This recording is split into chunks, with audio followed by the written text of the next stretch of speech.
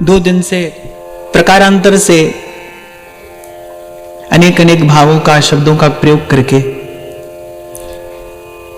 केवल यही निवेदन करने का प्रयास किया जा रहा है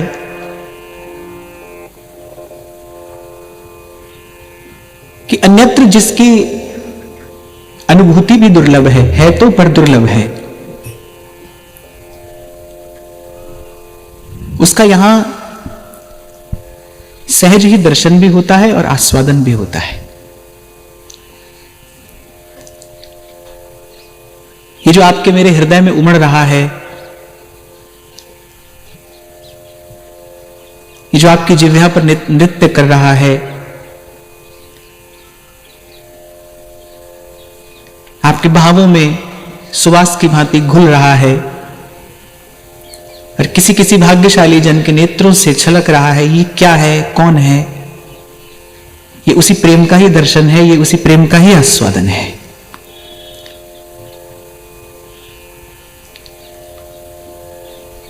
तो व्यासपीठ ने निवेदन किया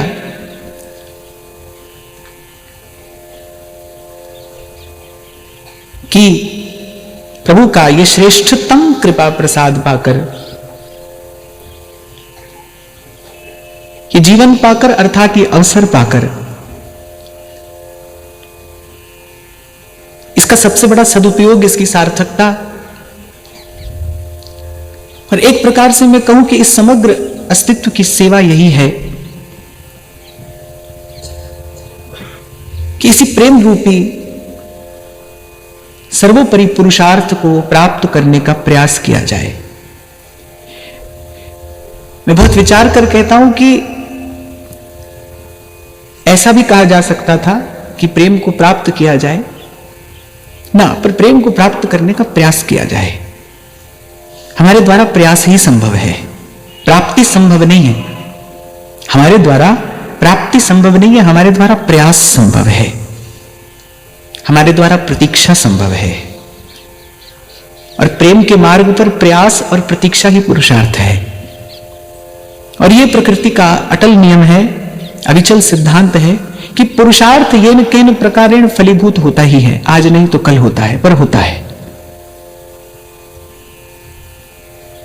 संत कहते हैं ना, जगत मजूरी देत है, क्यों राखे भगवान। पर पुरुषार्थ यही है कि ईमानदारी से पहले तो प्रयास किया जाए और उस प्रयास के फलीभूत होने की मौन रहकर, विनम्र होकर, करबद्ध नतशिर उसकी प्रतीक्षा की जाए। आगे भी कई बार हम इस भाव की चर्चा करते ही आए हैं कि प्रेम का आहार क्या है। धीरज ही प्रेम का आहार है, धैर्य यही प्रेम का आहार है। इसी से प्रेम पुष्ट होता है। जो धीरज रख सकता है, जिसके पास धैर्य है, वही इस मार्ग पर अग्रसर हो सकता है। पांव तो कोई भी धर सकता है भाई, इस प्रेम के मार्ग पर पांव तो कोई भी धर सकता है, पर अग्रसर कौन होगा? कबीर जी बड़ा सुंदर संकेत करते कि ये जिसके पास धीरज का आहार है प्रेम को देने के लिए, धैर्य प्रेम का आहार है, इसी से प्रेम पुष्ट होता है। अभी कुछ दिन पूर्व हम वृंदावन में चर्चा कर रहे थे, तो आपको स्मरण हो तो मैंने आपको निवेदन किया कि आज जो भजन हुआ, बस उसकी कृपा से कल भजन हो जाए, कल की कृपा से एक दिन और हो जाए, और एक दिन और की कृपा से एक दिन और हो जाए। बस इतना ही हमको विचार करना है, इतना ही हमको प्रयास करना है। और कल मैंने आपको निवेदन किया था, एक स्थिति ऐसी आती है भाई, एक स्थिति ऐसी आती है जब ये जो प्रेम जन्य जो पीड़ा है, ये जो विरह जन्य जो ये वेदना है, यही उस परम सुख का कारण बनती है। यही उस परम सुख का कारण बनती है। प्रेम की लालसा ही जीव को धुंधातीत करती है। प्रेम क्या करता है, ये कहने वाला तो कोई नहीं है। प्रेम प्राप्त करने पर क्या होता है, ये बताने वाला कोई नहीं है। आकंठ कोई जल में हो तो वो बोल सकता है, वो बता सकता है कि स्थिति क्या है, कैसी है। पर जल में पूर्ण रूपेण डूब जाने के बाद फिर नहीं कोई बोल सकता है। तो प्रेम प्राप्त होने पर क्या होता है, ये तो नहीं कहा जा सकता। पर जिन महापुरुषों ने इस ओर देखा, जिन महापुरुषों ने इस ओर चलने का प्रयास किया, जो धैर्य रखकर इस मार्ग पर अग्रसर हुए, वो बताते हैं कि ये इच्छा ही जो है, ये कामना ही जो है, प्रेम की कामना, प्रेम की इच्छा, यही जीव को द्वंद्वातीत कर देती है। जाही न चाही कबहू कछु। बहुत बरस हुए जब मानस की कृपा से ये इस एक पंक्ति का प्रसाद मुझे मिला। बस तुम संग सहज स्नेह। कली पावनावतार श्री चैतन्य देव कहते हैं, न धनम न जनम न सुंदरी कवितां वा जगदीश कामये मम जन्मनि जन्मनीश्वरी भवताद भक्तिरहितुकी त्वयि। ये जो एक इच्छा है ना, बस तुम संग सहज स्नेह, कैसे कैसे सुंदर शब्द का प्रयोग श्री गोस्वामी जी करते हैं कि चाही न चाही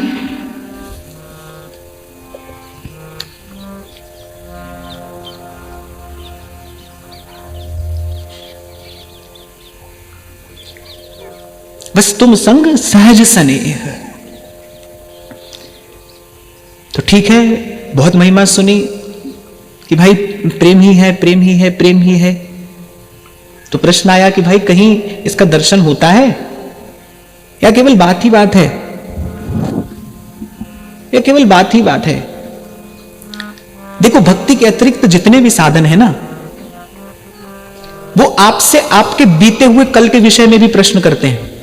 ज्ञान के मार्ग पर कोई चलने वाला हो तो कहीं से भी बैठा उठकर ज्ञान के मार्ग पर नहीं चल सकता है। उसको चलने के लिए तैयारी चाहिए, अंतःकरण की शुद्धि चाहिए, संकल्प का बल चाहिए, उसके पास कुछ विद्या होनी चाहिए, उसके पास कुछ योग्यता होनी चाहिए। वो आपसे पहले आपके बीते हुए कल का प्रश्न करेगा, भाई आपके पास में क्या है, और फिर आपको यह भी कहेगा कि अगर आज इस प्रकार से आप चलते हैं तो कल आपको कुछ मिलेगा शायद। देवदास जी कहते हैं, तैसे कठिन है ज्ञान पथ निबट तो बिरला कोई, मिलेगा पर शायद, निश्चित नहीं है। चलते चलते यदि आपका पतन हो गया, यदि चलते चलते आप स्खलित हो गए, तब आपकी प्राप्ति शून्य है, आपको पुनः फिर आरंभ करना पड़ेगा। और पक्षपात पूर्वक ये बात मैं कह रहा हूं और कहनी चाहिए, क्योंकि यही सत्य है कि भक्ति के अतिरिक्त जितने साधन हैं, जितने मार्ग हैं, जितनी विधियां हैं, जो आज तक प्रकट हुई या कल होंगी, इसलिए देवर्षि नारद बहुत विचार कर कहते हैं, त्रिसत्येव भक्तिरेव गरीयसी, भक्तिरेव गरीयसी, भक्तिरेव गरीयसी।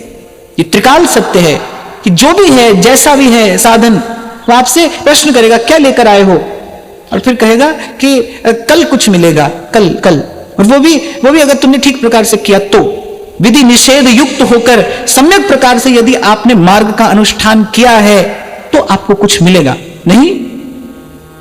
नहीं तो सब शून्य है, नहीं तो सब व्यर्थ है। पर भक्ति ऐसी है, वो कहती है आप जहां बैठे हैं, आप जैसे बैठे हैं, आप आ जाइए, आप मैले कुचैले। कल परम श्रद्धेय श्री विनोद बाबा जी महाराज ने बहुत सुंदर बात कही कि जब किसी ने कहा कि अगर योग्यता नहीं है तो श्री जी के द्वार तक कैसे आए, बाबा ने कहा कि भाई कोई योग्यता से श्री जी के द्वार तक आता है ना, इनका बयार के बस श्री जी की कृपा की पवन आपको मुझे उड़ाकर ले आई, आप और मैं आ गए हैं। योग्यता कहां से आई, और योग्यता श्री जी के सम्मुख होने की योग्यता, तभी तो ब्रजवासी भोले भाले शब्दों में कह देते हैं, या मैं ऋषि मुनि नए हार रटे जाना भेरा।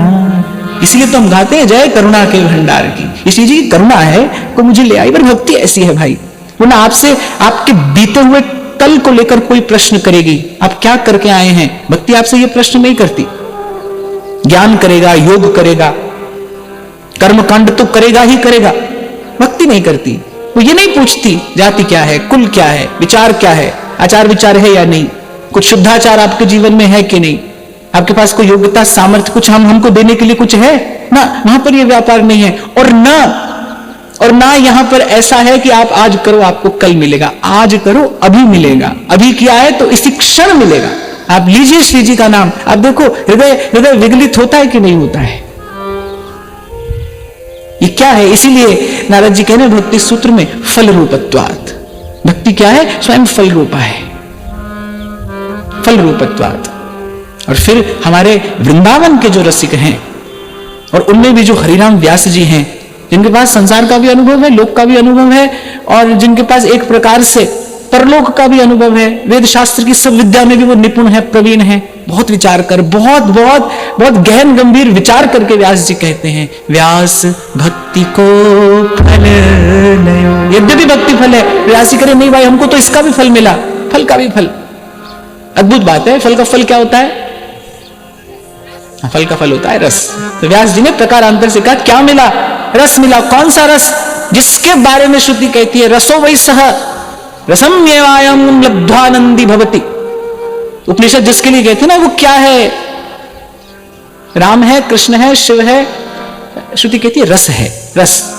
बस यहीं से समझ लीजिए। और व्यास जी कह रहे भाई व्यास भक्ति को फल ले। फल का फल क्या होता है? फल का फल होता है रस। व्यास जी कह रहे रस मिला हमें, रस मिला हमें, वृंदावन की धूर। व्यास भक्ति को फल लयो, श्री वृंदावन की धूर। हित हरिवंश प्रताप पे पाई जीवन।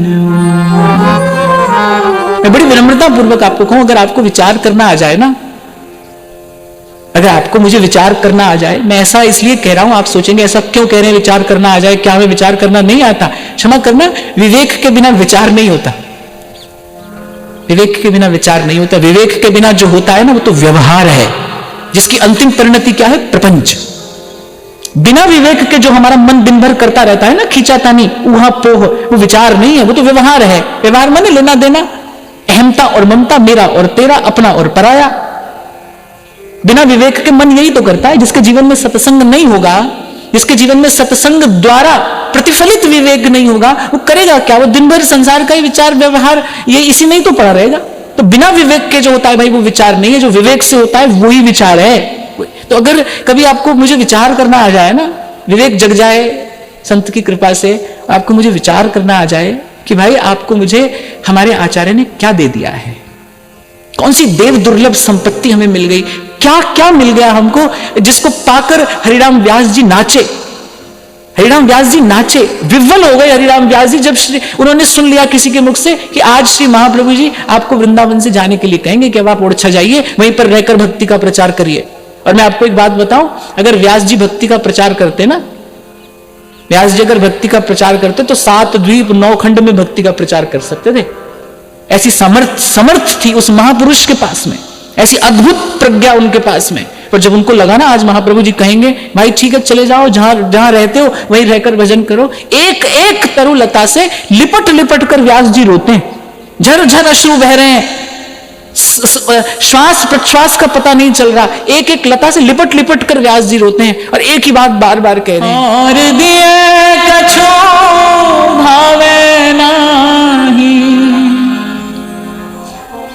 वृंदावन रज दीजे स्वामिनी विनय मान लीजे, अब तो कृपा करो श्री राधे। वृंदावन बसो श्री स्वामिनी, वृंदावन बसो श्री स्वामिनी, छाड़ जगत की बाधा, अब तो कृपा करो श्री राम। व्यास जी की व्याकुलता है, इसका कारण क्या है? क्योंकि भाई वो जो प्रेम, वो जो रस संपत्ति किसी प्रयास से नहीं, किसी पुरुषार्थ से नहीं, जो कृपा से जाने कैसे मिल गई।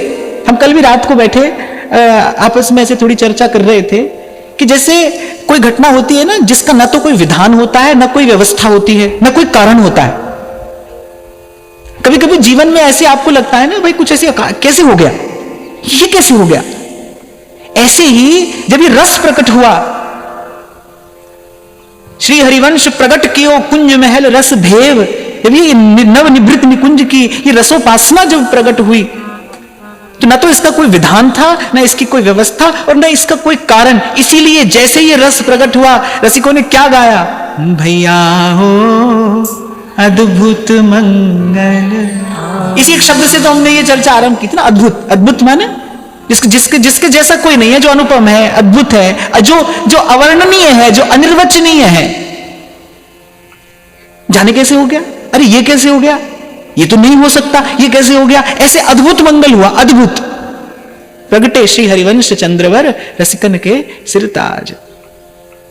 ये वृंदावन की कुंजों में होने वाली ये क्रीड़ा, ये हमारे श्यामा श्याम और उनके प्रेम रंग में रगी पगी ये सहचरियां, और वृंदावन युगल के सुख का विधान करता, सतत विधान करता ये वृंदावन। गावत वृंदा विपिन गुण नवल लाडली लाल, सुखद लता फल फूल द्रुम अद्भुत परम रसाल। युगल के सुख का विधान करता ये वृंदावन। इसकी बात कर रहे हैं आप और मैं, इसकी चर्चा आप और मैं कर रहे हैं। शब्द, ये जो शब्द हैं आचार्यों के, रसिकाचार्यों के, ये शब्द आपको मुझे उस देश में लेकर जाने की कृपा कर रहे हैं। ये भाई क्या है, ये कैसे हुआ, इसका कोई विधान नहीं है, शास्त्र में इसकी कोई व्यवस्था नहीं मिलती। इसीलिए ध्रुवदास जी ने कहा निगम ब्रह्म परसत नहीं, जो रस सबते दूर कियो प्रकट हरिवंश जो। अब भाई धनी है, धनी है, वो अपना धन किसी को भी दे दे, कभी भी दे दे, उसके पास अधिकार है। ऐसे ही ये दंपति संपत्ति जो है, ये जो युगल के प्रेम का जो ये धन है, ऐसे हितजू ने आकर निसंग प्रकट कर दियो सबके कल्याणार्थ। ये अद्भुत घटना घटी, अद्भुत घटना। एक बार मुझसे किसी ने पूछा, कोई विद्वान थे, उन्होंने कहा कि ये जो आप बात सब कहते हैं, ये रसिकों की वाणियां हैं, ये तो चलो ठीक है, पर शास्त्र पुराण में तो इसका वर्णन नहीं मिलता। अब भाई शास्त्र पुराण जिस विषय में जानते ही नहीं, उसका वर्णन कैसे करेंगे? ये तो स्थूल बुद्धि से भी समझ में आने वाली बात है। शास्त्र पुराण जिस विषय में जानते ही नहीं, इसीलिए बार बार अगम अगम अगम कहा जा रहा है। इसीलिए श्रीपति श्रीमुख कमल कयो नारद सो समझाई, वृंदावन रस सबन तय राखियो दूर दुराई। अब बताओ, जो वस्तु भगवान छिपा कर रखे उसको कौन प्रकट करेगा? जो वस्तु स्वयं प्रभु ने छिपाई हो उसको कौन प्रकट करेगा? तो शास्त्र पुराण भाई इसके विषय में जानते नहीं, तो वहां पर इसका वर्णन, इसकी चर्चा कैसे मिलेगी? इसलिए तो ध्रुवदास जी कहने परसद नहीं, आगम निगम जिसका स्पर्श नहीं करते, आगम निगम से अलक्षित ये रस है, आगम निगम से अलक्षित ये संपत्ति है। ऐसी एक बार किसी ने, एक बड़े प्रेमी महात्मा थे, उनसे पूछा, बोले महाराज ये जो वेद पाठ है ना, हाँ अच्छा तो लगता है, सुनने में तो अच्छा लगता है, पर ऐसे माने बहुत मीठा नहीं है। ऐसे अच्छा तो लगता है, अच्छा तो लगता है, पर मीठा नहीं है। माने क्या कहना चाहते हो? सीधे सीधे कहो, वैसे थोड़े दबे शब्दों में कहा कि भाई वो वेद भगवान है, थोड़े दबे शब्दों में कहा। ऐसे लगता है महाराज जी इसमें रस नहीं है, इसमें रस नहीं है। तो बगल में एक ब्रजवासी बैठे थे, बोले कहां से आएगा रस? बोले इनमें रस कहां से आ जाएगा? व्यक्ति बड़े आश्चर्य से देखने लगा, बोले सबरों को सबरों रस तो ब्रिज की गोपी पी गई, इनमें रस कहां से आएगा? इनमें कोई रस ना है, रस तो ब्रिज की गोपी के पास में है। ऐसे ही ध्रुवदास जी कह रहे हैं कि सो रस कहो कहां ठहरानो। प्रश्न किया ना भाई, आप जिस प्रेम रस की बात कर रहे हो कहीं है भी? कहां जाकर देखें? या तुम्हारी बात ही मान लें, तुम्हारी बात को मानकर जीवन अपना दांव पर लगा दें और राधा वल्लभ श्री हरिवंश करने लगे? ऐसे थोड़ी होता है। कोई प्रमाण है आपके पास? कहीं है इस रस की स्थिति? कहीं दिखाई पड़ता है? कहीं अनुभव में आता है? जिनके ही ये बसत हैं राधा वल्लभ लाल, तिनकी पद रज धोए ध्रुव पीवत रहो सब काल। भाई अगर रस देखना है तो किसी रसिक के पास जाकर देखो। अब भाई रसिक कहां ढूंढे? तो जो रसिकों में सर्वोपरि हैं, सिरमौर हैं, जो रसिक शेखर हैं, वो कौन है? हमारे लाल जी हैं।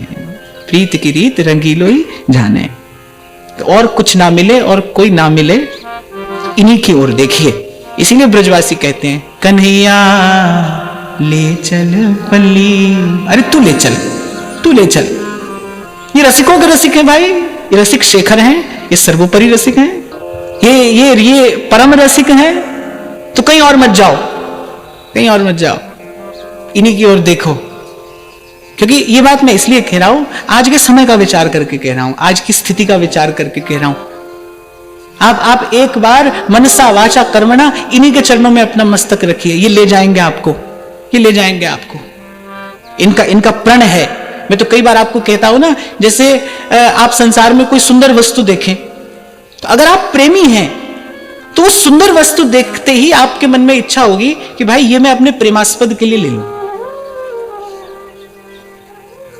अगर हमारे जैसे खल कामी हैं तो आपको लगेगा भाई हम ले लें, पर अगर प्रेमी है तो आपको लगेगा कि भाई ये सहज होगा, ऐसा ये प्रेम का स्वभाव है, ये प्रेम का स्वभाव है। ऐसी उस वस्तु को देखते ही आपके मन में इच्छा होगी भाई ये वस्तु तो मेरे प्रेमास्पद के सुख का विधान करे। ऐसे ही भाई मैं आपको सत्य सत्य सत्य कह रहा हूं। 3 बार इस शब्द का उच्चारण मैंने इसलिए किया क्योंकि सत्य है, मैं आपसे सत्य कह रहा हूं कि श्री ठाकुर जी जब कोई सुंदर हृदय देखते हैं तो श्री ठाकुर जी के मन में ये इच्छा होती है भाई ये हृदय तो हमारी श्री किशोरी जी की सेवा में होना चाहिए, ये हृदय तो श्री जी की सेवा में होना चाहिए। तो विधान करते हैं फिर प्रभु, फिर वो ले जाते हैं कहां, जहां विराजे राधा रानी, जहां विराजे राधा रानी, अलबेली सरकार कन्हैया चल परी। मुझे नहीं अच्छा लगता जो लोग कहते हैं हम तो भाई हम तो श्री जी के हैं और ठाकुर जी को सब उठ पटांग उल्टा सुल्टा जाने क्या क्या बोलते हैं। जो वस्तुतः श्री जी के पक्ष में है ना उसके लिए तो लाल जी प्राणों से भी अधिक प्रिय हैं।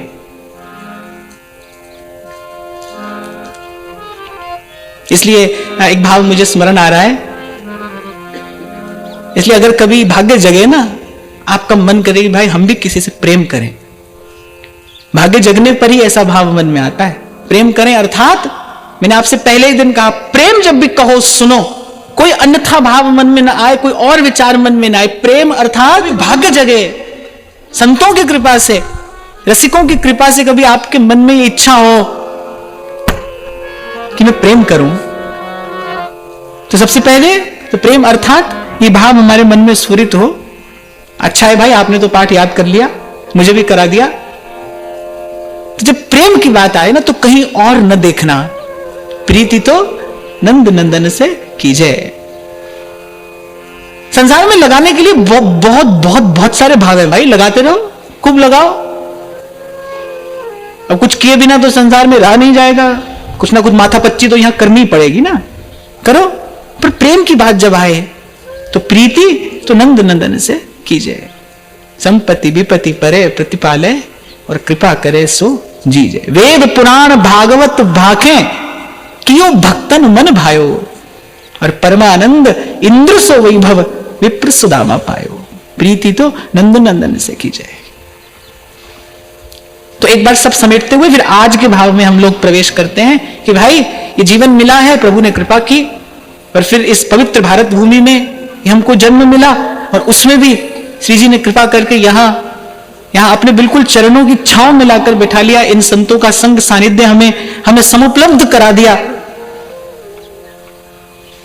दुर्दास जी कहते हैं ना भाई ये 4 बानक अगर बन जाए तो फिर तो गोता लगा ही लेना चाहिए। ये वृंदावन, ये रविजातट, ये सत्संग न पावो रे, और ये नर देह सजन प्रभु दीनी, ताहि न विषय हरावो रे। श्री हरिवंश सार श्रुति बरन्यो, राधा हरिजस गावो रे। सूरदास गिरिधर जस गाए गाए जीजिए। तो हमको तो प्रेम प्राप्त करने का प्रयास करना है, पुरुषार्थ करना है प्रेम को प्राप्त करने के लिए। पुरुषार्थ से होगा कुछ नहीं, पुरुषार्थ से होगा कुछ नहीं। पर मैंने कहा ना कुछ तो करना पड़ेगा, कर्म करने को हम बाध्य हैं ना, विवश हैं। क्या करोगे? अब जब कुछ करना ही है तो चलो प्रेम प्राप्त करने का ही प्रयास करते हैं, यही प्रयास करते हैं। मैं कहता हूं ना चलना अगर विवशता हो तो फिर क्यों ना प्रभु की ओर ही चला जाए, फिर क्यों ना कम से कम पग उसी दिशा में बढ़ाया जाए जो प्रभु की ओर ले जाती है। तो प्रेम प्राप्त करने का प्रयास करना है। और प्रेम प्राप्त किया जाता है कैसे? प्रेमी के निकट जाकर। क्योंकि प्रेम क्या है? प्रेम ना संक्रमित होता है। कोई ऐसे किसी बात को कहकर, सुनकर, सुनाकर, समझाकर प्रेम नहीं बताया समझाया जा सकता, प्रेम नहीं लिया दिया जा सकता। लेने देने की चीज नहीं है। लेना देना होता तो फिर व्यापार हो जाता, फिर प्यार नहीं होता फिर व्यापार हो जाता है। लिया दिया नहीं जाता है, ये तो प्रेम संक्रमित होता है। अनेक महापुरुषों का यही अनुभव रहा। बीज तो आपके मेरे भीतर है, लेकिन वो बीज किसी प्रेमी महानुभाव के संग में, सानिध्य में पुष्पित पल्लवित होने लगता है। और अपनी अपनी बुद्धि से तो हम भाई कहां जाएंगे, किसको ढूंढेंगे? आज समय बड़ा विचित्र है, हम किसके पास जाएंगे? तो प्रीति तो नंद नंदन से कीजिए। मेरा मन कर रहा है 2 पंक्तियां गा लें।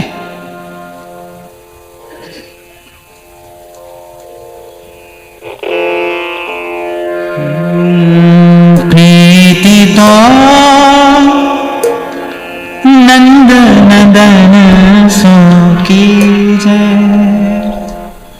नंद नंदन सो की। आहा, बोलन कैसी है परमानंद स्वामी? बोले प्रीति तो, बोले बाकी सब कहीं भी करो, तुलसी ममता राम सो, समता सब संसार, बाकी लेना देना करते रहो, खूब करते रहो। पर ये जो प्रेम का भाव है ना भीतर, सबके भीतर है भाई। आप किसी भी चीज से वंचित हो सकते हो, पर आप प्रेम से वंचित नहीं हो। ये योग्यता आपको प्रभु ने देकर भेजा है। हित अनहित पशु पंछियों जाना। इसलिए कई बार मैं आपको निवेदन करता हूं कि संसार की कोई उपलब्धि प्राप्त करने की योग्यता आप में है या नहीं वो आप जानो, पर प्रभु को प्राप्त करने की योग्यता आप में है, क्योंकि आप प्रेम करते हो। अभी भी कहीं ना कहीं ज्ञान से अज्ञान से अभी भी कहीं ना कहीं प्रेम किया ही तो है।